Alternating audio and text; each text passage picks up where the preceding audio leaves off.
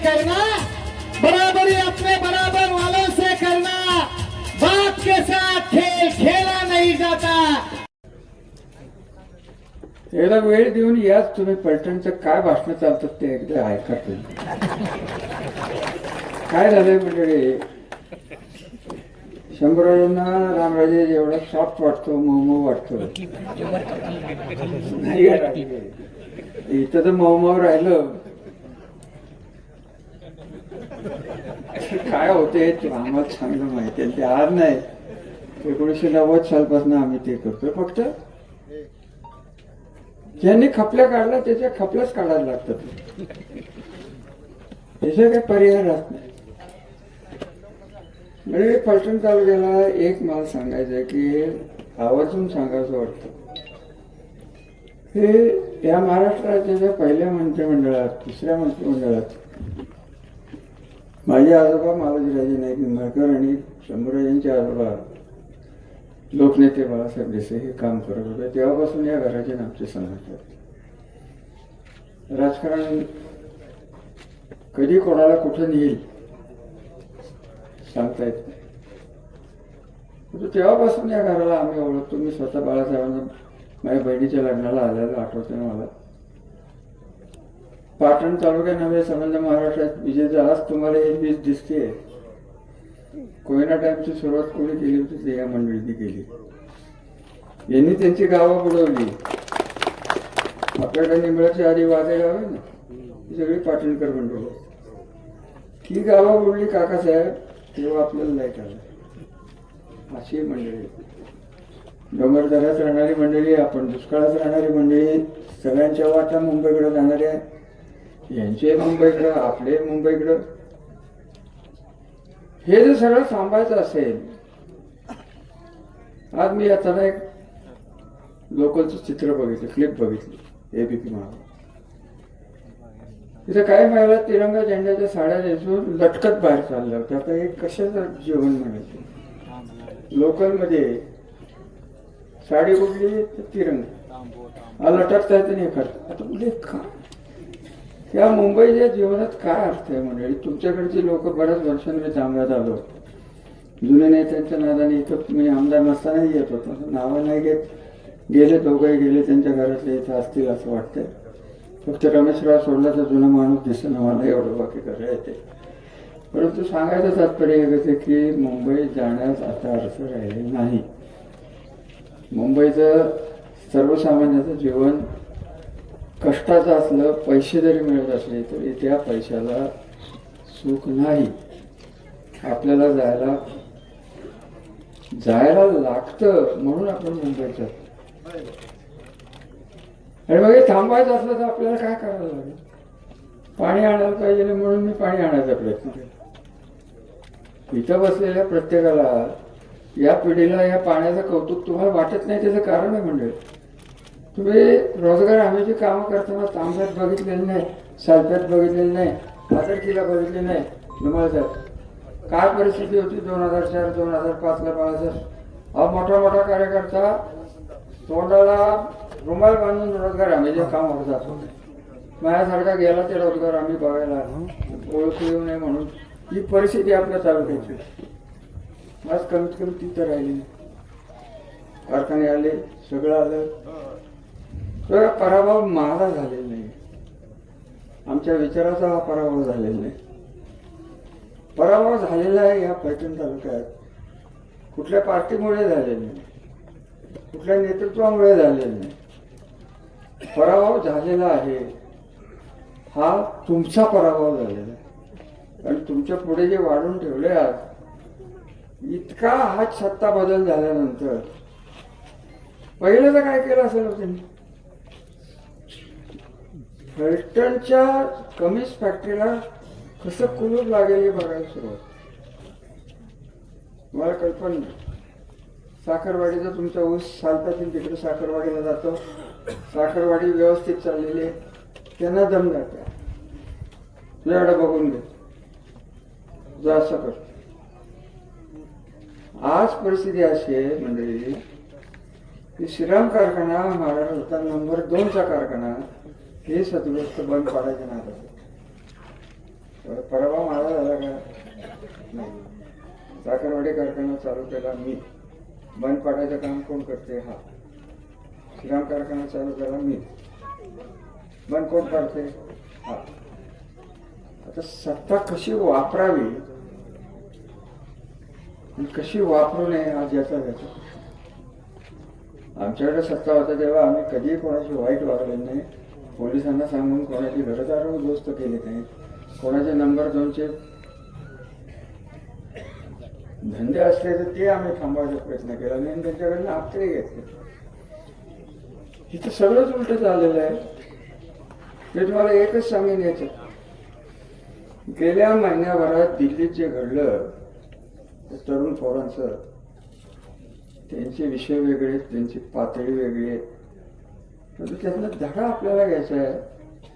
तो फलटण तालुक्यात अत्यंत गरजेचा आहे की ही मुलं रस्त्यावर आली, सरकारला विचार करायला लागला. तुम्हाला आम्हालाही आज या फलटण तालुक्यात नव्हे, संबंध सातारा जिल्ह्यात दुसरा पर्याय राहिलेला नाही. सत्ता आहे, शंभूराजे मनापासून काम करणारा गडी, हे सगळं ठीक आहे. एकनाथराव आपले उपमुख्यमंत्री आहेत, परंतु राजे या जिल्ह्याची संस्कृती नष्ट करायचा प्रयत्न इथं चाललेला आहे आणि एक नवीनच संस्कृती इथं सुरू झाली. याच्या आधी काय या जिल्ह्यात वादविवाद नव्हते का? तुम्ही बघितले, आम्ही बघितले, हे असं कुठं बघितलं? हे अशा भानगडी पडत चाललेल्या आहेत भारतीय जनता पार्टीच्या नावावर.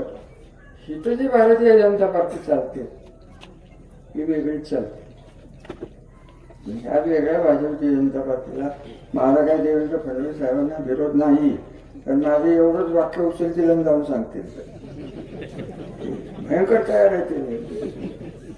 भारतीय जनता पार्टीला रामराजांचा विरोध मला अजिबात विरोध नाही.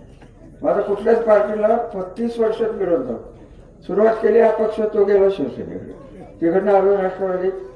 ह्यांनी काय काय केलं? हिंदुराव कुठे होते? पहिल्यांदा काँग्रेस आहे, प्रगतीबाईंचं, तिकडे गेले शिवसेनेत, शिवसेनेकडे गेले, परत शिवसेनेत, परत काँग्रेसकडे आणि आता परत भारतीय जनता पार्टी. साहेब, हे आमच्याकडचं जे रसायन आहे ना, मला कित्येक वेळा वाईट वाटतं की नाईक निंबाळकर नाव बदलावं. काय ते असायला घेतलं का? काय खरं नाही हो साहेब. इथं विकृती विरुद्ध सत्प्रवृत्ती असा लढा, याच्यात काही वाटायचं राहिलेलं आणि आज इथं चाललेलं नाही.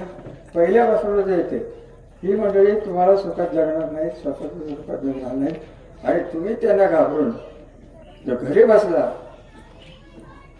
तर तुमचं काही खरं नाही. हे विकासाचं झालं, सगळं झालं. तुमच्यात काय गेल्या 30 वर्षात विकास कमी झाला का? सांगा ना. मग राहिलं असेल, तांब्याच्या पाण्याचा प्रश्न सुटला नसेल. निराऱ्यावरचं पाणी जेव्हा आंदोरीपर्यंत आणलं, आता आंदोरीतनं लोढून राहिलं की हे लगेच म्हणायला लागले पाणीदार. कशाचं पाणीदार? हे कुठे गेले या डोंगरात फिरून. शंभूराजे, तुमचं ते मराठवाडीचं धरण मला अजूनही आठवतं. मला घेऊन तरी मी आत्ता होतो म्हणूनच तुम्ही लोकांनी मला येऊन दिले. मराठवाड्यात पोलीस घेऊन जायला लागेल. इतकं वाटत या सगळ्या गोष्टी आपण केल्या. माझा काय स्वार्थ होता? मनोहर जोशींचं माझं चांगलं होतं, हे सगळं सगळं इतिहासात लिहिलेलं. मनोहर जोशींनी बाळासाहेब ठाकरेंना कन्व्हिन्स केलं म्हणूनच कृष्णा महामंडळ झालं. म्हणजे मंडळी आज कसं राजकारण फिरतं बघा. हे कृष्णा महामंडळाला या अनुशेषाच्या प्रश्नावर मी ती भाषणं एकदा बाहेर काढणार आहे सगळ्यांची. रुपयातले 26 पैसे आपल्याला मिळतात किती, आणि त्यात काय काय पूर्ण करायचं? रुपयातले 26 पैसे. राजे, तुम्ही भाषण ऐकले, नाव घेऊ आता कोण कोण काय काय बोल. ज्यांनी आपल्याला मारायचा प्रयत्न केला त्यांचे झेंडे घेऊन मंडळी इकडे पाण्याचे प्रश्न मी सोडवले, अमुक मी सोडवलं, तमुक मी. आणि आता तर तुम्हाला मी सांगू, आता आपल्याकडे नवीन एअरपोर्ट येणार आहे. रेल्वे बघितली तुम्ही?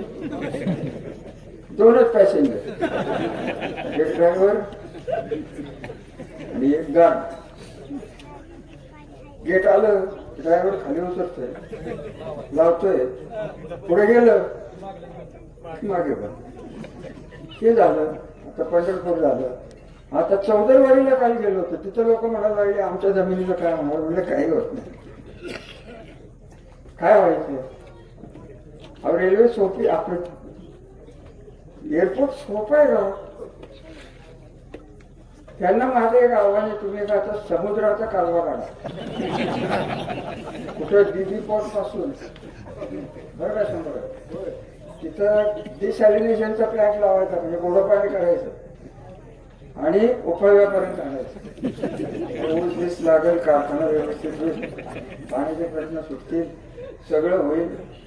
त्यामुळे या तालुक्यात नव्हे तर या जिल्ह्यात जे जे कोण बीजेपीच्या पूर्ण झेंडा घेऊन पुढत असतात, त्या सगळ्या विकासाचा पाया हा तत्कालीन झालेला आहे. तुम्हाला ते मान्य करावं लागेल. तेव्हा तुम्ही विरोध होता, पण आम्ही लोकांच्या पोटावर पाय पाडायचे असले उद्योग कधी केले नाही, तो तेव्हाही केले नाही तर आत्ताही करतो. मला म्हणणं नाही त्यांना, लोक आता तुम्ही म्हणताय, तुम्ही तांब्या गावात 80% मतदान घेतलेलं घरी या तुम्ही जुन्या माणसाला विचारत. हे मला पटणारच नाही की ही गावात तेव्हा 80% होती जेव्हा काही नव्हतं. आणि रमेशराव आता बरंच दिले गेले, गावात फिरतात. कशासाठी फिरतात? पोलिसांच्या भीतीने. कशासाठी फिरतात? जुन्या माणसात गावातले मतभेद मी 3-3 गट आपण या तालुक्यात सांभाळले, कोणाला कधी पडून दिले. सगळ्यांचं एक बॅलन्स ठेवून आपण गावात सजवली, नटवली. आणि आज ज्या हातात जी हात तुमच्या घराला जरी लागले, तुमचं घर नष्ट होईल अशा लोकांच्या हातात तुम्ही हा तालुका दिला. हा तालुका परत घेण्यासाठी मी बाहेर पडलेलो आहे. ठीक आहे, प्रकृती नीट राहिली नसेल, प्रकृती झडताकडे तुम्ही नका चालू. कसे पाय गेले, माझं डोकं काय मेंदूत म्हणजे पोरग्यात काय माझं इतकं हे चालू आहे. पहिल्या एवढंच चालू आहे, तुम्ही काळजीच करू नका, तुम्ही फक्त घाबरू नका. सगळं हे होते, सगळं तुमच्यावर येऊन पोचलेलं. पोलीस काय होऊ शकतो? पोलीस दिल्लीला पोलीस बघितले ना कसं होते. अगदी शेवटी पोरं त्या पोलिसांना घाबरली नाही, तर तुमच्यासारखे बापे हे तर पोलिसाला घाबरायला लागले. आमच्यासारख्याने करायचं काय? काय जे चाललंय सध्या राजे तुम्हाला माहिती आहे. 30 वर्षाच्या राजकारणात नव्हे तर 3 पिढ्या मी तुमच्या आजोबांच्या पासून महाराज साहेबांबरोबर जे काही राजकारण बघितलंय. सातारा जिल्ह्याला एक वेगळी संस्कृती होती.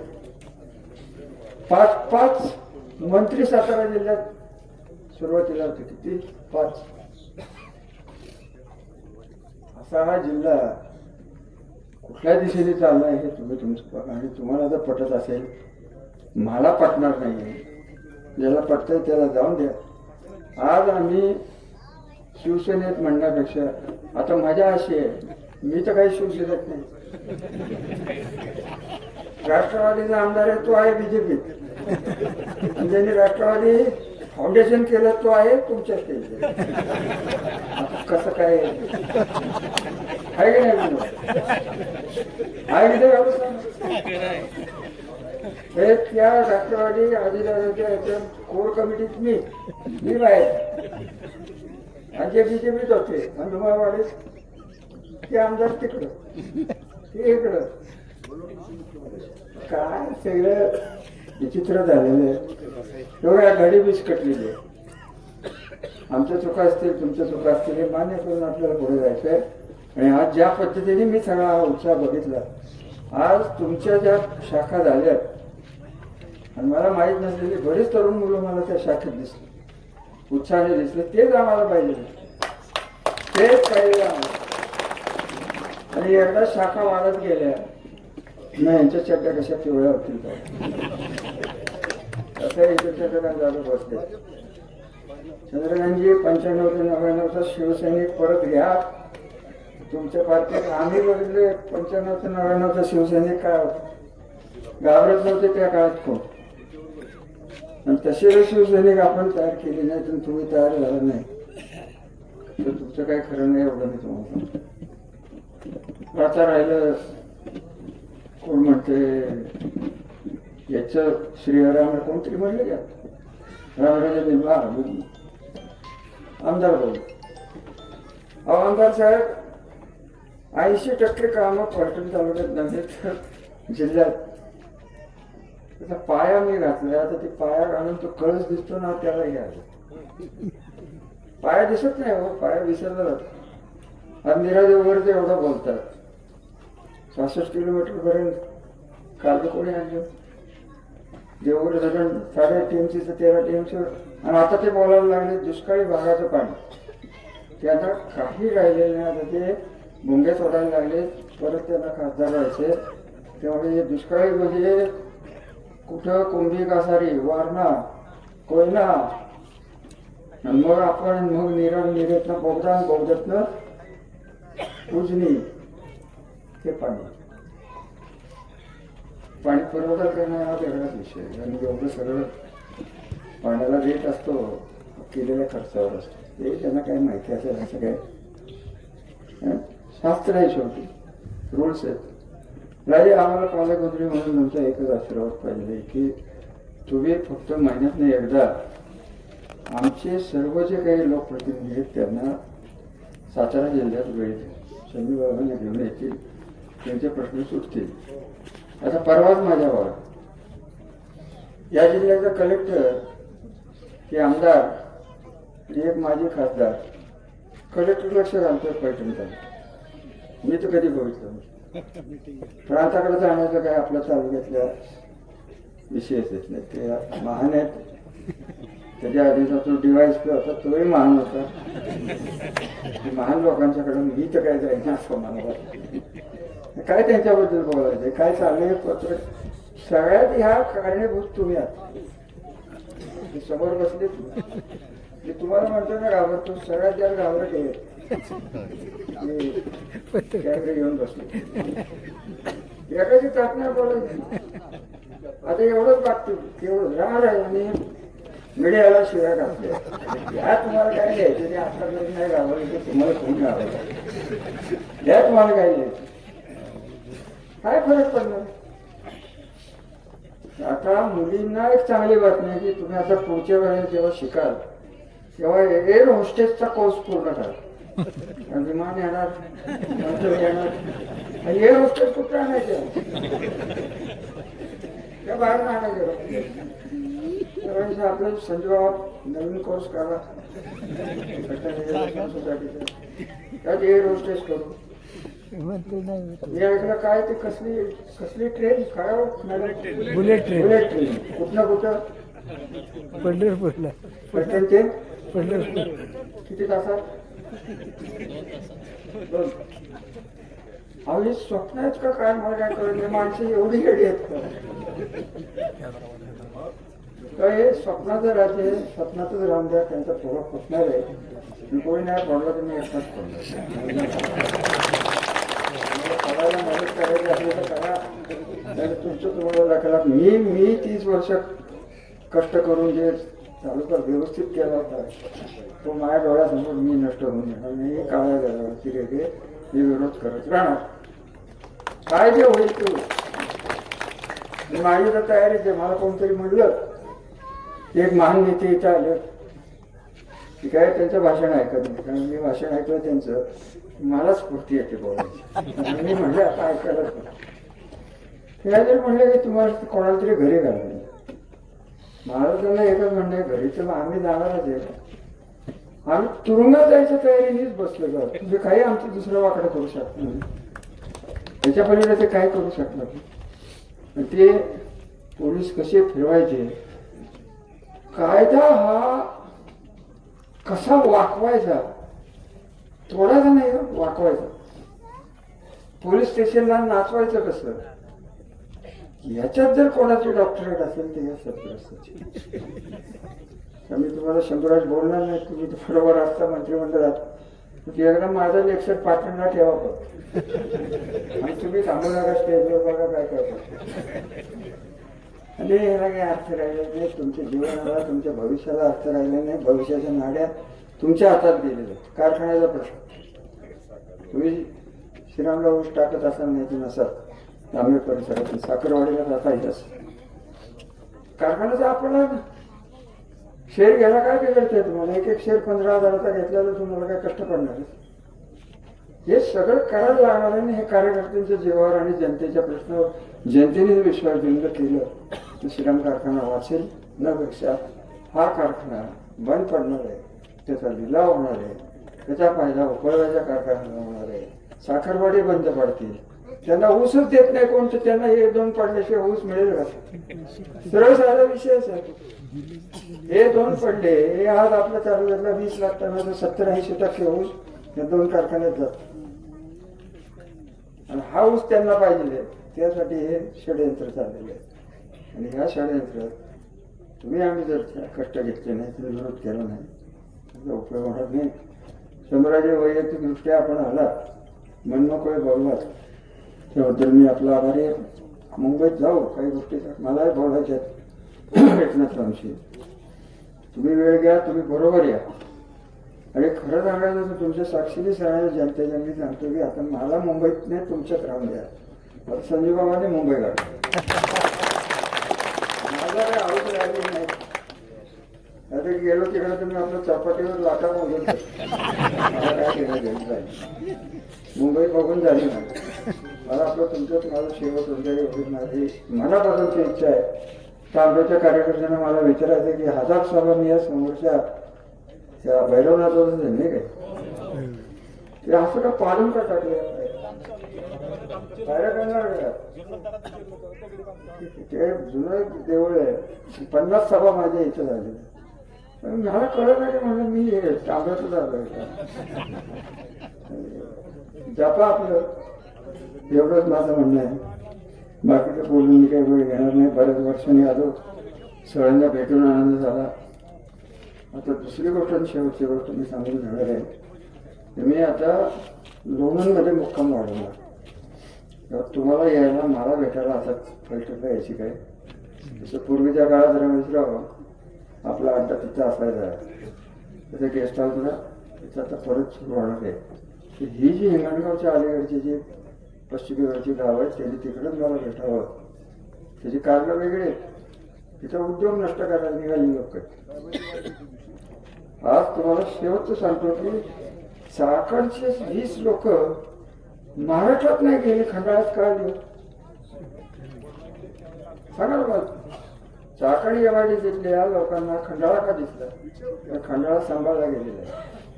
खंडाळ्यात युनियन नाही, खंडाळ्याचे रस्ते व्यवस्थित आहेत, खंडाळ्याच्या इंडस्ट्री लागणारे 2-2 धरणं बांधले गेलेले, विजेचा सप्लाय बरोबर आहे. आणि जरी या कमिजमध्ये सगळे ऑफिसर पुण्यात राहतात, 1.5 तासात इथे येतात आणि 1.5 तासात परत जातात. ही परिस्थिती आहे. त्यासाठी या जपलेल्या MIDC आज आपली MIDC खंडाळ्याची असेल तर फलटणची असेल, हे आपलं शेतीच्या विरहित निसर्गावर अवलंबून राहणारा पैशाचा स्रोत. हा पगार तुमच्या घरात निसर्गावर अवलंबून येणारा नाही. मुलं शिकवा, मुलं जास्तही शिकवू नका. ITI आणि डिप्लोमा करा, पाहिजे तिथं नोकऱ्या मिळतात. हे कोणतरी म्हणलं की कमिन्समध्ये एवढा पगार तेवढा पगार, ते कमिन्सचा द्या सोडून. साखरवाडीत माणूस असा कुठे शॉपिंगला जातोय माहिती आहे का? 45,000 रुपये पगार आहे साखरवाडीच्या कामगारांचा. ऐकलंय का? ते इकडे पगार द्यायला पगार काशीला आणायला लागते. त्यामुळे काय जास्त बोलण्यात अडचण आहे. गटाला हात घातला आपल्याच हाताला घालायला लागते. तेव्हा पाणीदार सद्गुरस्ताला माझ्या शुभेच्छा आहेत. तर पाणीदार आमच्या कष्टाने वाढलेलं निरादेवचं पाणी सांगोल्याला देऊ नका. तांब्याचं पाणी त्याच्यात आहे. तांब्यात तुमची जी मागणी आहे ती देवगडची आहे. देवगडच्या लिफ्टवर असेल फक्त, बरोबर आहे ना? मी तसं विसरलेलं नाही. तुम्हाला मिळालंय यांचं भागत नाही. तांबे MIT कोणी बांधला माहिती आहे तुला? माझ्या आजोबाने बांधलं. अहो जे द्या सोडून हा टँकच माझ्या आजोबाने बांधला. संस्थानाचे पैसे देऊन बांधलेले टँक. संस्थानाच्या तिजोरीतनं पैसे दिले गेले. 8 एकच होती. एक बांधगंगा, दुसरं MI. हा आणि मला वाटतं बहुतेक मानमध्ये काहीतरी मांडलं. हा अशी विचारसरणीची माणसं आम्ही कुठं आम्हाला हे पोलीस चौकीच्या भीतर दाखवत आहे. बरं घ्या ना तुम्ही, करून घ्या, आमचं काय म्हणून. 66च्या पुढे कळवण आणला आभार. रामराजांना जमलं नाही. रामराजांनी सत्तेसाठी बारामतीचे पाय चाटले, आता कोणाचे चाटायला गेलं. अजितदादाला शिव्या घालून टाकले, शरद पवारांना शिव्या घालून टाकले की ज्या शरद पवारांनी यांची डेअरी शरद पवारांनी वाचवली. मला यांच्या कथा नाही सांगायची, वेळ नाही शंभराजांनी जायचं. मला सेपरेट बोला, एकटाच बघतो मी काय बोलायचं. त्यांची जी अशी आहे ना दाखली ती अशी करून नाही गेलो तर ना असं राहणार नाही. बाकी काय बोलणार नाही. शंभराजे मनापासून आनंद झाला की आपले पाय इथं लागले. तुम्ही दिलेला शब्द आहे ते आमच्या लोकांना भावला.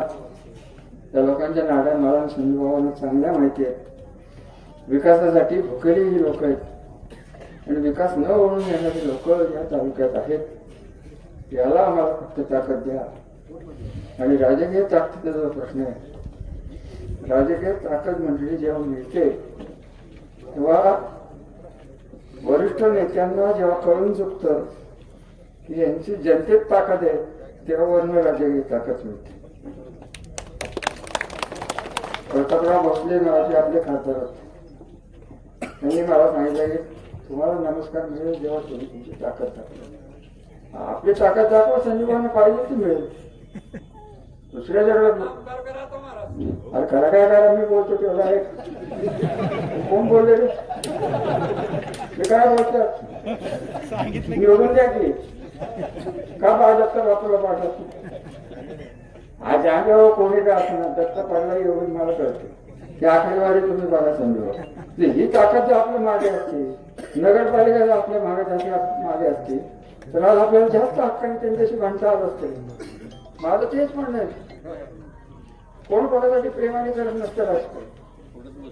राजकीय ताकद असली तर तुम्हाला रामबन मिळणार. आणि जी राजकीय ताकद एकत्र केली गेली नाही, नसत्या लोकांना सत्तेत न पोलिसाच्या काठीच कमवलेली ताकद आहे. बाकी काही नाही. तेव्हा जास्त काय बोलून देत नाही.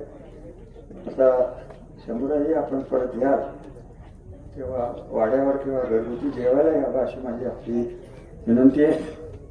पिढ्यानपिढ्याचे संबंध राजकारणात विस्कटलेले होते कारण यांचे शत्रू पाटणकर आमचे नातेवाईक, हे राष्ट्रवादी शिवसेना. आमचं आपलं प्रेम राहिले आणि आपल्याला काही तसं शत्रू जिल्ह्यात राज्यात कुठे नाही. मला शत्रू नाही, माझे शत्रू ठरलेले आहेत. ते कायम राहणार, ते काय कुठं जात नाही, मी कुठं जात नाही. आणि गेलो त्यांना घेऊन जाईल. जास्त काही बोलत नाही. धन्यवाद, नमस्कार, आभार.